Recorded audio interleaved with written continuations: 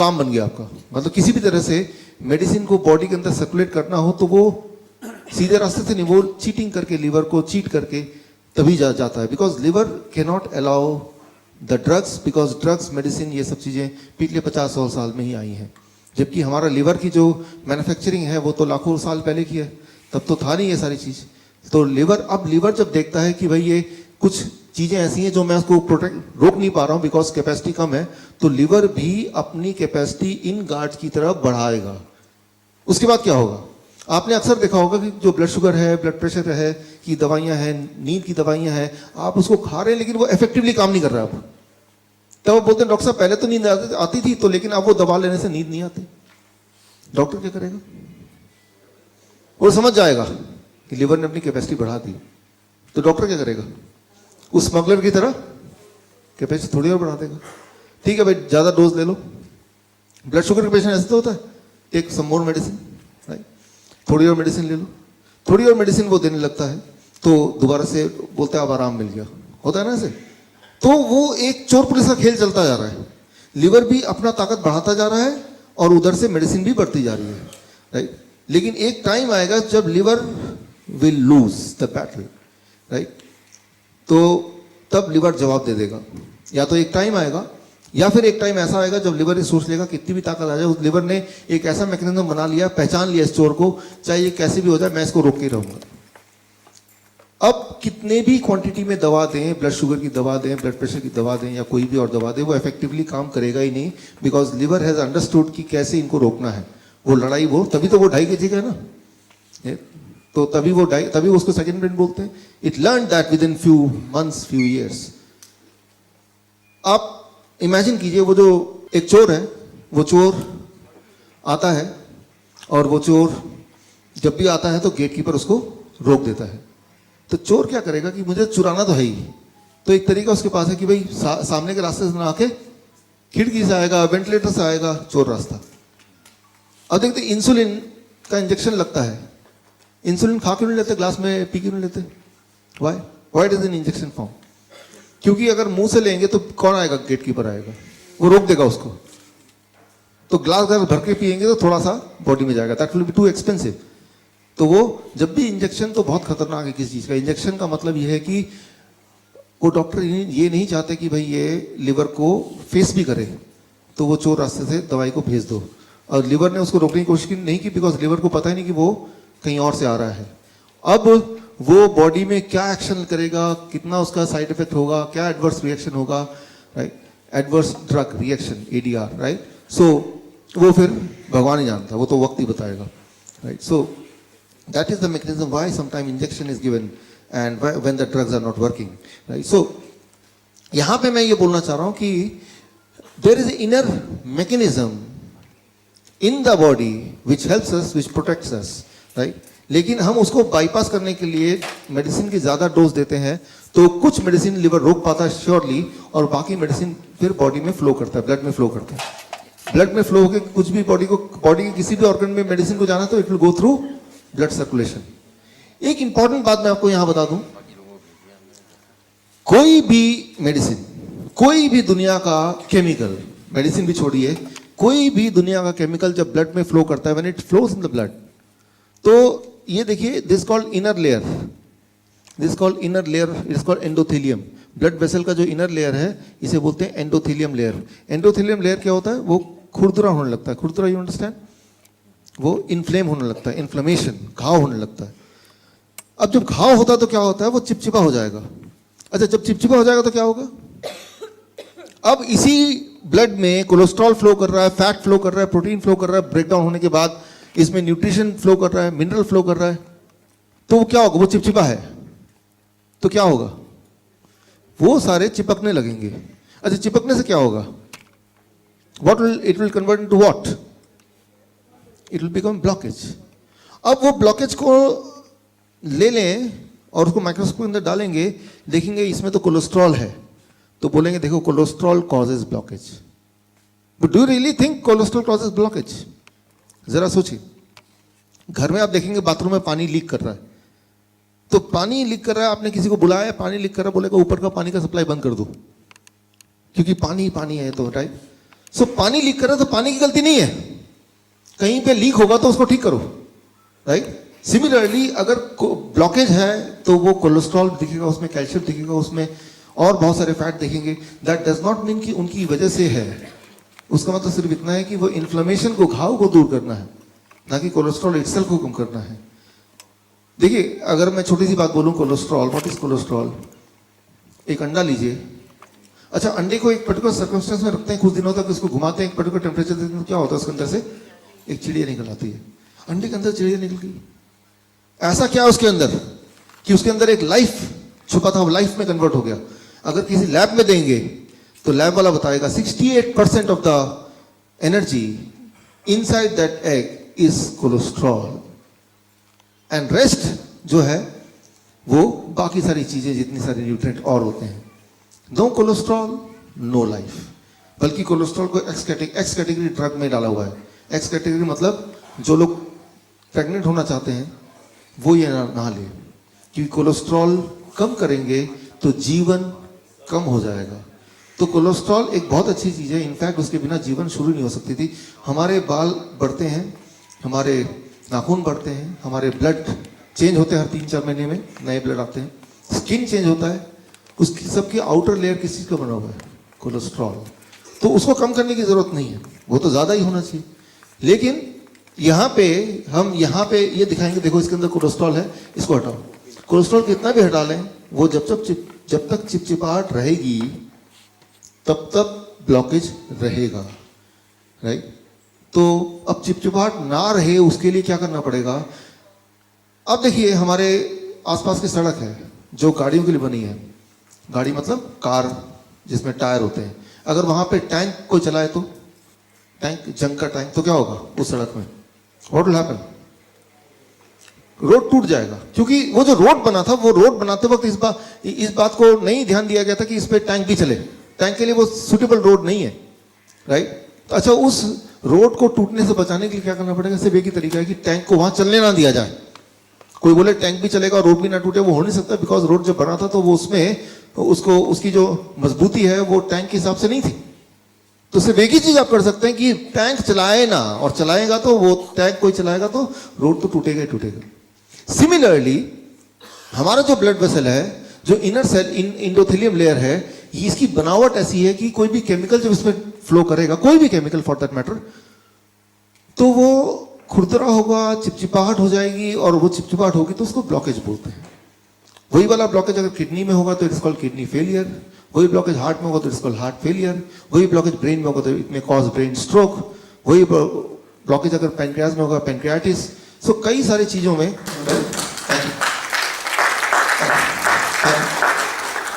तो आप देखिए बीमारियां अलग अलग नाम के हैं, लेकिन एक्चुअली अलग अलग बीमारियां हैं नहीं, राइट।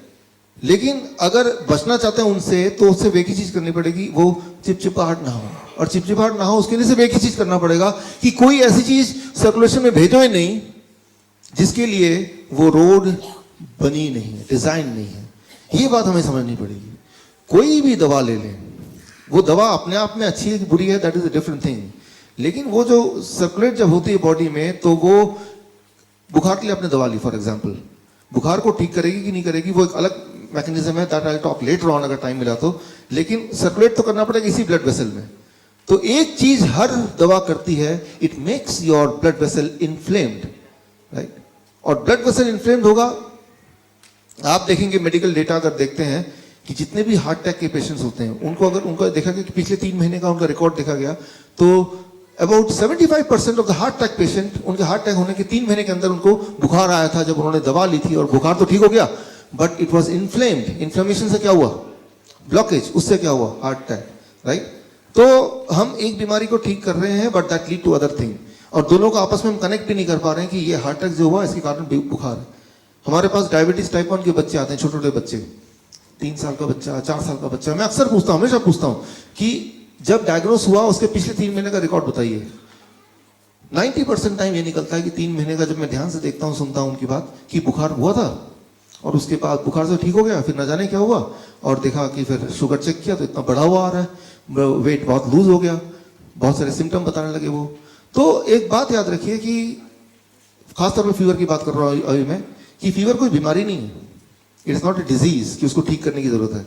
उसमें सिर्फ इतना करना है हमें कि हमारे इनर इंस्टिंक्ट को समझना है, सुनना है। वो कैसे सुनना है? बिकॉज आइडिया तो ये ना कि फीवर अगर है तो बॉडी ने क्या किया, अलार्म स्विच ऑन कर दिया। बिकॉज हाई टेम्परेचर जब होता है, एट दैट टेम्परेचर हमारी इम्यूनिटी सबसे स्ट्रांग होती है, और हाई टेम्परेचर जब होता है तो किसी भी तरह का वायरस इनएक्टिव हो जाता है, उस वक्त काम नहीं कर सकता, मल्टीप्लाई नहीं हो सकता, it can not multiply in high temperature. अब अगर टेम्परेचर लो कर दें तो क्या होगा? Virus will multiply. अब क्या होगा? The human will die. बोलेंगे ये तो डेंगू से मर गया, वो डेंगू से नहीं मरा, डेंगू किसी को नहीं मार सकती। लेकिन जब डेंगू आया वायरस, तो वो तो एक ही वायरस था, और जब बॉडी ने टेम्परेचर बढ़ाया उसको फाइट करने के लिए, आपने टेम्परेचर को घटा दिया, यानी कि आपने बॉडी के टूल्स को, वेपन्स को, राइट, आपने रोक दिया। अब उसको मल्टीप्लाई करने का मौका मिल गया। जब वायरस मल्टीप्लाई होता है तो मल्टीप्लाई होने के लिए वो बॉडी के सामान को ही यूज करता है, राइट। यूं मानिए कि आपके घर में कोई घुस गया और आप ही का बंदूक लेके आप ही पे तान दिया, क्योंकि आपने मौका दे दिया उसको, right. The same thing happens here. So the moment you think, अच्छा बीमार पड़े तो क्या करें? The moment you think I will take the medicine, prepare, be prepared कि उस मेडिसिन से आप एक नई बीमारी का जन्म देने वाले हैं, राइट। अब सवाल आता है,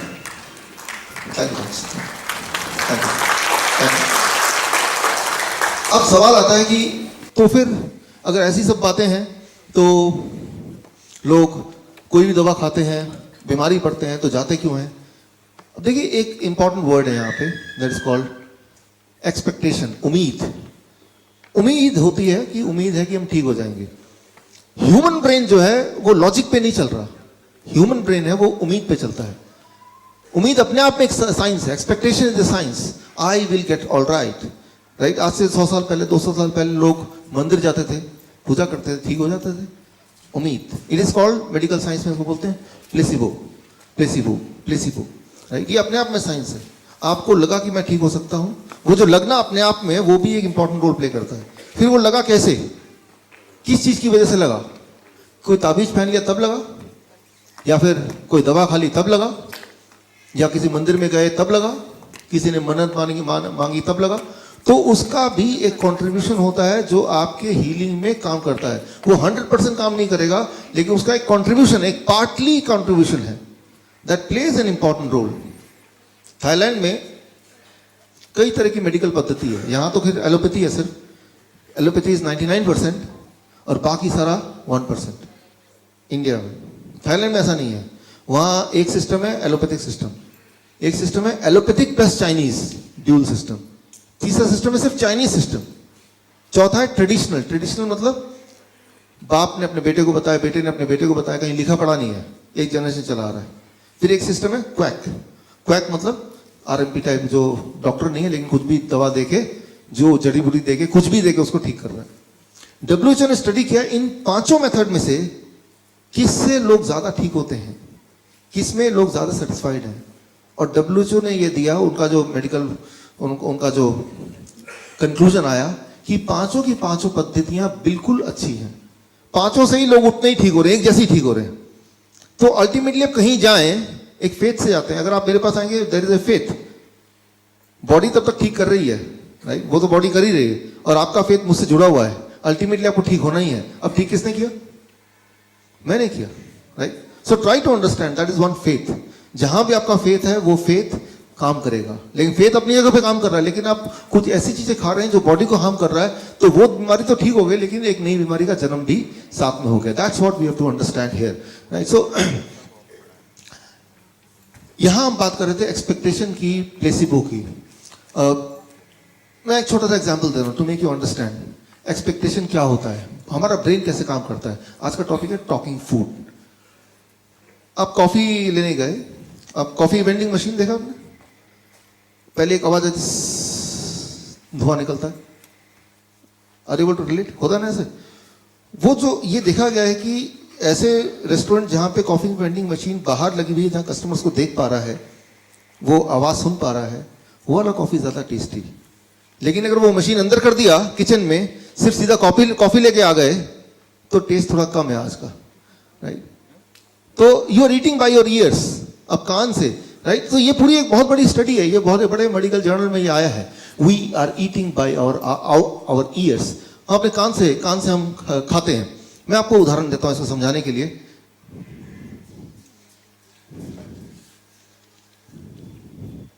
पापड़ है मेरे पास, राइट। ये भी पापड़ है, से सेम पापड़ है। ये थोड़ा लचीला है। कौन सा खाना चाहेंगे? कान से खा रहे हैं ऑलरेडी, दोनों की न्यूट्रिशन सेम है। जब इसको जीभ में लेंगे तो केमिकल जो रिएक्शंस होते हैं जिससे टेस्ट आता है वो बिल्कुल सेम है, वो अलग नहीं हुआ, चेंज नहीं हुआ। न्यूट्रिशन चेंज हुआ नहीं हुआ, केमिकल एक्शन जब इसको चबाएंगे चेंज हुआ नहीं हुआ, चेंज क्या हुआ? अरे क्या टेस्ट है, मुंह में पानी आ गया। We eat by our ears, हम कान से खाते हैं। Try to understand that. So हमें अपने अंदर की जो इंस्टिंक्ट है उसको थोड़ा अंडरस्टैंड करना है, how it is working, right. कि टेस्ट मतलब क्या है, जब आप चूज करते हैं ये अच्छा है बुरा है, तो उसके पीछे कोई साइंस की जरूरत नहीं है। आप कोई चूज कर रहे हैं तो वो एक्सपेक्टेशन है, उम्मीद है, उस उम्मीद पे ही सारा कुछ हो रहा है। फॉर एग्जाम्पल, ये एक बहुत बड़ा रिसर्च है, ये बहुत बड़े जर्नल में आया कि जो पोटैटो चिप्स बनाने कंपनियों को पता चल गया कि साउंड जो है वो एक इंपॉर्टेंट रोल प्ले करता है। Sound, right.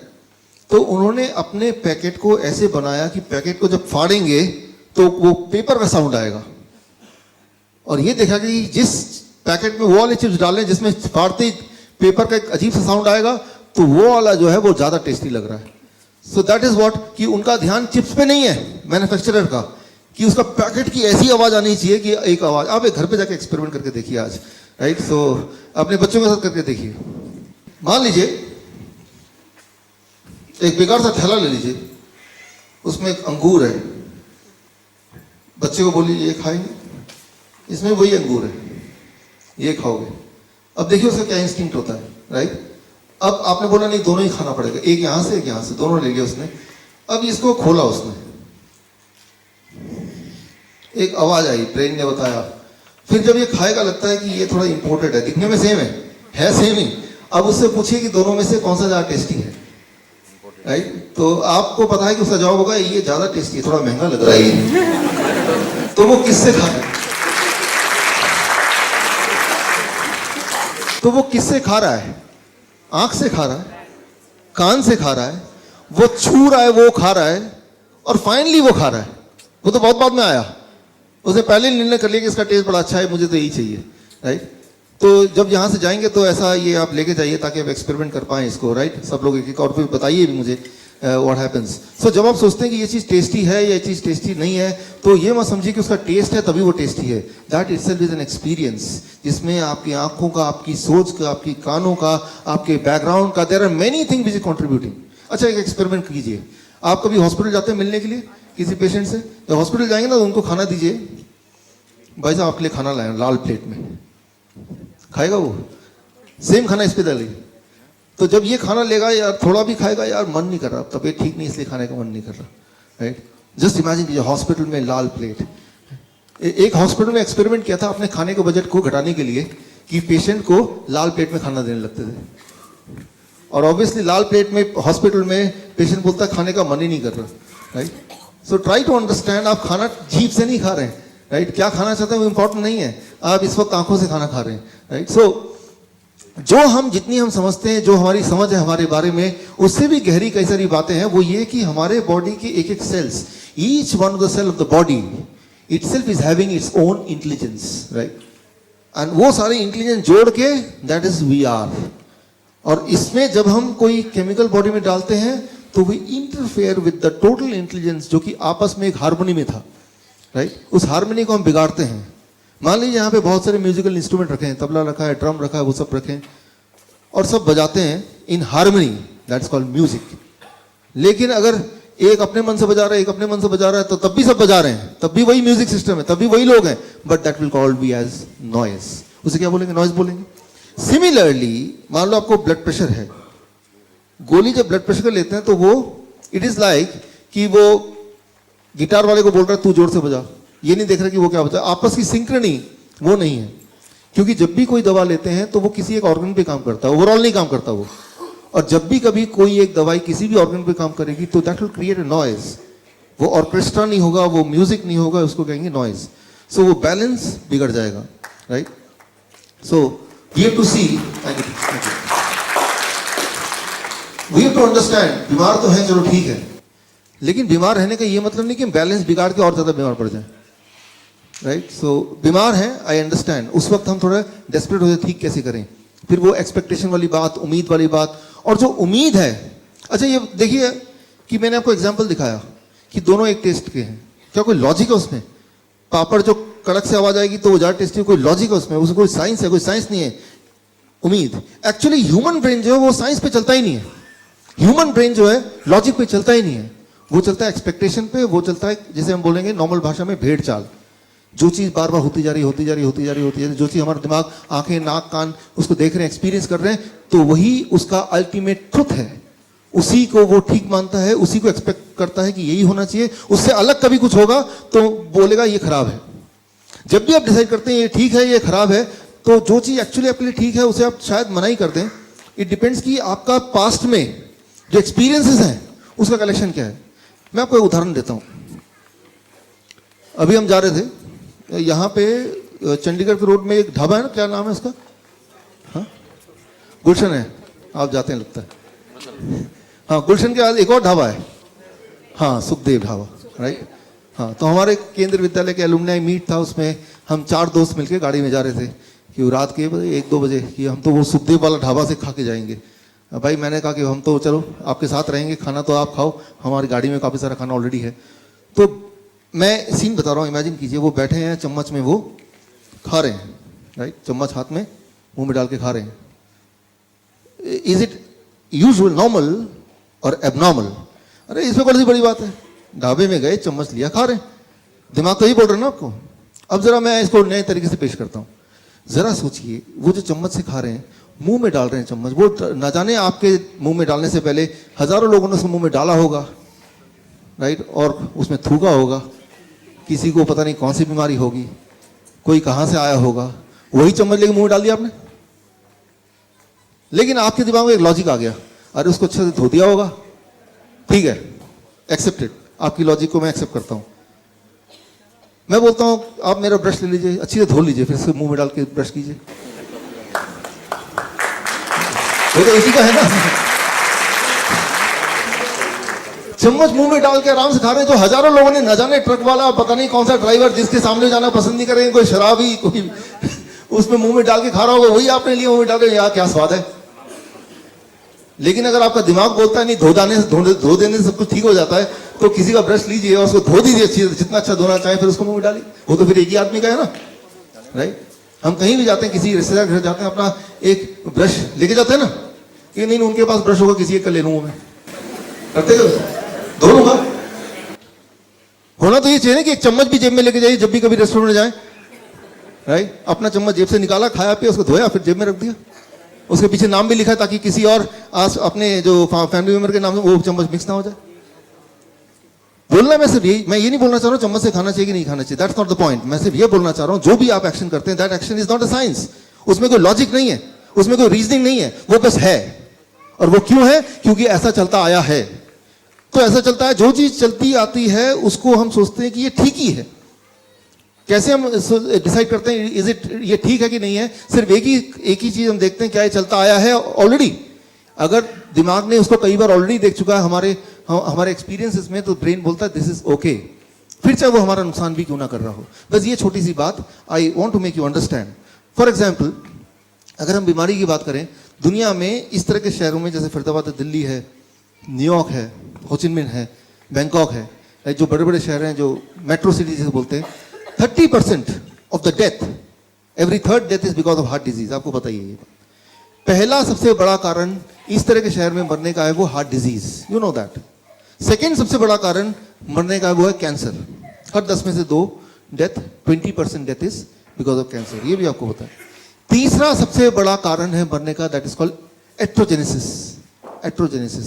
एट्रोजेनेसिस कॉजेज।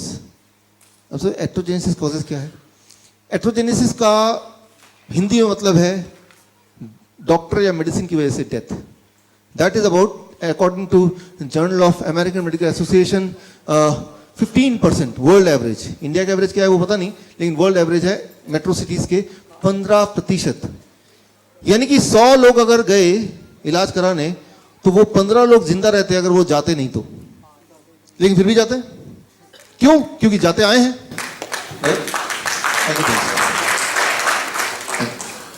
क्योंकि जाते आए हैं. ये तो आंकड़े दिखा रहे हैं, ये मेरे आंकड़े है नहीं, जर्नल ऑफ अमेरिकन मेडिकल. अच्छा, इसको और मैं रोबोस्ट करता हूं. सारी जो सिस्टम चलते हैं मेडिकल की दुनिया में, जो अच्छे महंगे सिस्टम, जो ज्यादा इफेक्टिव सिस्टम है, वो अमेरिका से आते हैं. Allopathic system. अमेरिका का हेल्थ आप देखें, अमेरिका दुनिया में सबसे ज्यादा खर्च करता है हेल्थ पे, अपने सिटीजन पे. That you all know. That highest amount of money any country spends on their citizen is America on health. लेकिन अमेरिका की सिटीजन्स की हेल्थ का इंडेक्स अगर हम देखें, अगर हम WHO के उसमें देखें, इट इज रॉक बॉटम. मतलब 70% of American at any point of time they are severely ill, severely obese.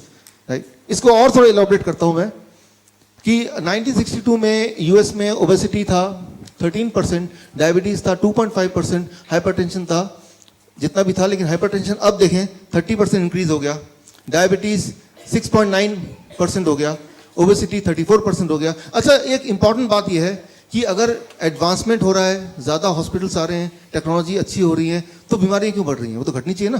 People should be healthy. तो ये है लॉजिक. लॉजिक से मैंने समझाया. लेकिन अब अगर आप बीमार पड़ेंगे तो क्या करेंगे? ब्रेन लॉजिक को बाईपास कर देगा उसी वक्त. ब्रेन बोले छोड़ो लॉजिक, कोई मतलब नहीं है, आप देखो पहले क्या हो रहा था, and brain will follow that. Right. So वो आपकी गलती नहीं है, हमारे बॉडी की बनावट. That is how the brain behaves. Right. Brain behaves whenever some action. जब भी आपको कोई एक्शन लेना है तो एक्शन लेते वक्त ब्रेन ये नहीं देखता कि लॉजिक क्या है, साइंस क्या है, किसमें हम ठीक हो सकते हैं, किसमें हमारी भलाई है. ब्रेन सिर्फ ये देखता है कि पहले क्या हो रहा है, पहले तो वो बताओ, पहले क्या करते थे आप ये बताओ, कल तक क्या करते थे. चांसेस ये हैं कि जो भी आप कल तक करते थे, जो भी आप देखते आए हैं, चांसेस ये हैं चाहे उससे नुकसान हो रहा हो या फायदा हो रहा हो, you will still do that. Right.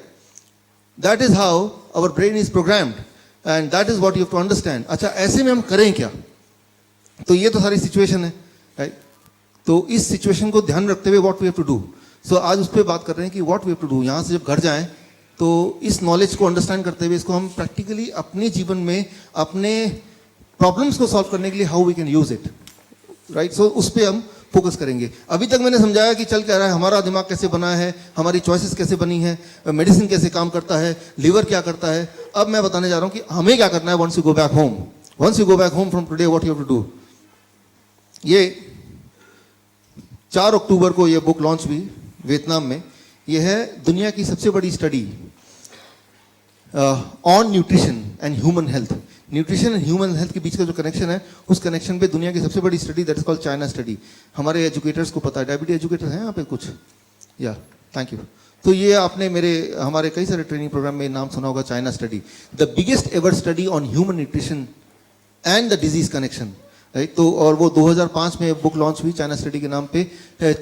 Chinese health department, Oxford University of UK and Cornell University of US, इन तीनों ने मिलकर 20 साल तक स्टडी किया पूरे दुनिया की हेल्थ का और न्यूट्रिशन का जो संबंध है उसको समझने के लिए, और उसको एक नाम दिया चाइना स्टडी. और 2005 में बुक लॉन्च किया और उसका वियतनामीज एडिशन 2017 में 4 अक्टूबर को लॉन्च हुआ.